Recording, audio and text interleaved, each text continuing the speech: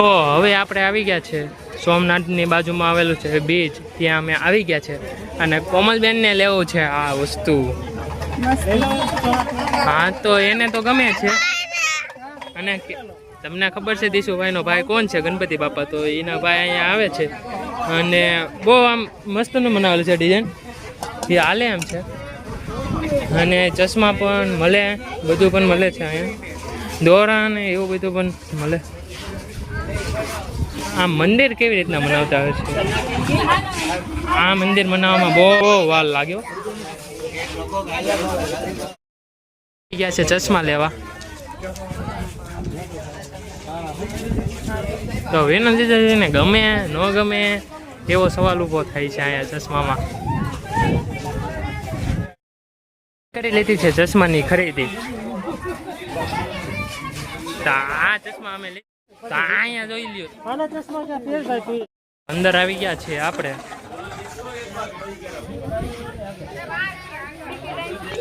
તો આ બીચ માટે આપણે ટિકિટ લેવાની છે. તો અહીંયા બજાર ને એવું બધું પણ ભરાય છે. હું તો 9 વર્ષનો જ છું ખાલી. તો ફાઇનલી અમે દરિયામાં આવી ગયા છે. પાછું તમારા પાકેટમાં નાખી દો. જવાની છે આપણે નથી ખબર. થિયેટરમાં દીદીને પૂછીને આપણે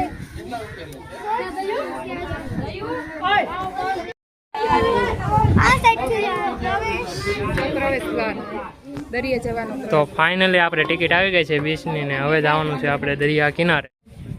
તો આ છે દરિયો સોમનાથનો ને આ આવી ગઈ છે ટિકિટ. હા તો આ ભાઈ તો રોવતો જ હોય ગમે એ કે મારી ટિકિટ લેવા, મારી ટિકિટ લ્યો. હવે અહીંયા લખેલું છે 10 વર્ષના નીચેના ટિકિટ નહીં મળે. તો આ ટેણિયાઓની બધાની ટિકિટ ફ્રી છે. તો હા તો હેતુ એને કહી દીધું એમ કે અહીંયા તો છે હનુમાન દાદાની મૂર્તિ, તો મળતી છે ભારે લગભગ. હા સાયકલ ભારે મળે અહીંયા. અને આ બધી માર્કેટો છે અહીંયા. તો કાંઈ પણ ખરીદી કરવી હોય તો પણ ખરીદી થઈ ગઈ. તો દીશુ તો આપણો ભાગ તો દીશુ દીશુરા તો દીશુભાઈને લેવા છે રમોકરા, પણ અહીંયા જવાનું છે એલા બેવું કે નાવું છે બે માંથી એક.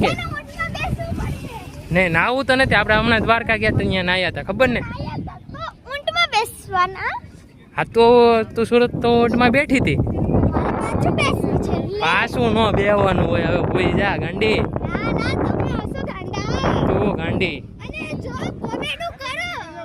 અહીંયાના મોજા આવે છે એ તો તમે જોવો. હા હા એ નજારો તો જોતું એ. તો આ છે હનુમાન દાદાની મૂર્તિ ને પાછળ છે સોમનાથ અને વ્યૂ 1 નંબર આવે છે. અહીંયા ફાયર બ્રિગેડની ગાડી ઊભી છે, ખબર નહીં રેસ્ક્યુ વાળા છે લગભગ. તો કોમલબેનને તો કાંઈક ને કાંઈક નવીન નવીન વસ્તુ મળે જ છે. તો આજે શું મળશે એ ભાગશાળી છે, તો એને કાંઈક ને કાંઈક વસ્તુ મળતી હતી. તો આવી ગયા છે દરિયા કિનારે ને અહીંયા છે બહુ મોટા મોટા મોજા આવે છે. અને હેતુબેન તો અહીંયા હેતુ અને દીશુ અને બધા તો રમવા મહિના છે અહીંયા રહેતી હતી. તો રહેતી હતી હું મનાઈશો હેતુરી તો એ લખે છે મહાદેવ ને અક્ષર તો થોડા સારા છે એમ. તો મોજા બહુ આવે છે. તો અહીંયા એવું છે કે અહીંયા કોઈને નાહવા દેતા નથી એકચ્યુઅલીમાં. કારણ એ જ છે કે આ દરિયો છે ને અત્યાર સુધીમાં ઘણાયનો જીવ લીધેલો છે. એટલે આ દ્વારકા જેવો દરિયો નથી કે શાંત છે.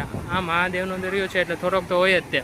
અને અહીંયા એની ટાઈમ પોલીસ અને ફાયર બ્રિગેડની ટીમ હોય જ તે. કોઈક તણાઈને વયું જાય તો એ માટે સ્પેશિયલી આ બાજુ એવું સુવિધા રાખવાનું આવે જ છે. તો અહીંયાનો વ્યૂ તો એવું લાગે છે હાય. તો અહીંયા ગરમી નથી થતી એકચ્યુઅલી, કેમ કે દરિયો છે એટલે પવન તો આવતો જ હોય.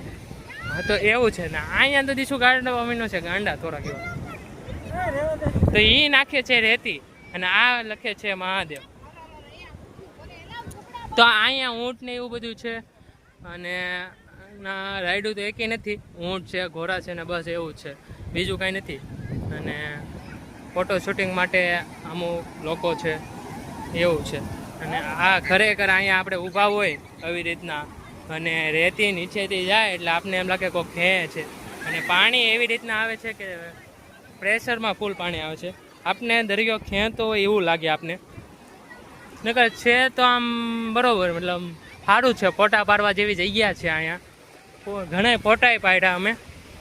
અને બસ જો આવી નવી મજા અમે લઈએ છીએ.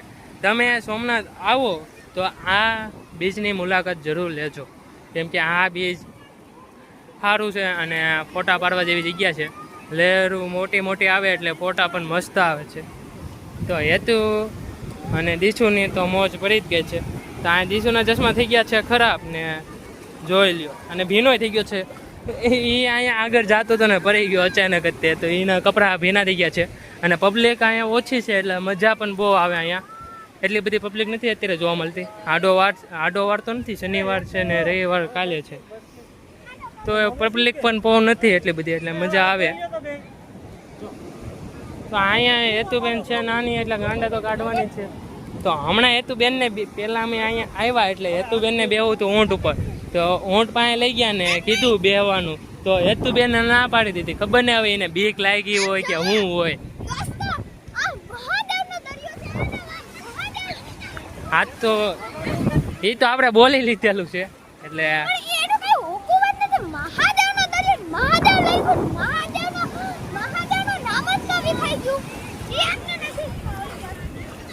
એ તો હવે આપને નથી ખબર, આપણે કાંઈ એમાં કહેતા નથી.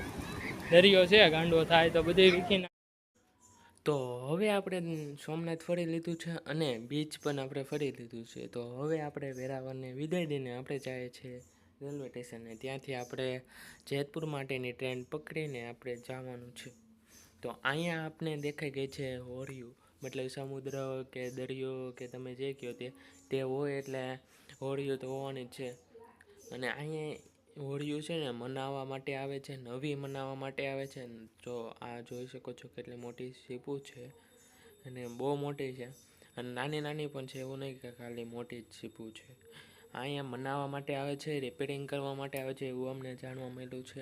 તો અહીંયાથી જતા જતા મને વિચાર આવ્યો કે આ હોળી અહીંયા મને છે એ તો બરાબર છે, પણ આને લઈ કેમ જતા છે. તો રિક્ષાવાળા ભાઈએ વાત સાંભળી લીધી ને એને મને એમ કીધું કે તો અહીંયા હોળી મનાવીને મોટી ટ્રેન આવે છે.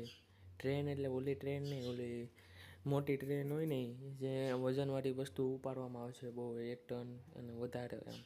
તો એ ટ્રેનમાં આવે છે અને ટ્રક આવે છે કે બહુ મોટો ટ્રક હોય છે, તેની પાછળ રાખીને દરિયા કિનારા બાજુ લઈ જાય છે. તો હવે આપણે મળીએ નેક્સ્ટ વ્લોગમાં, હેતુ રોકિંગ વ્લોગ્સ.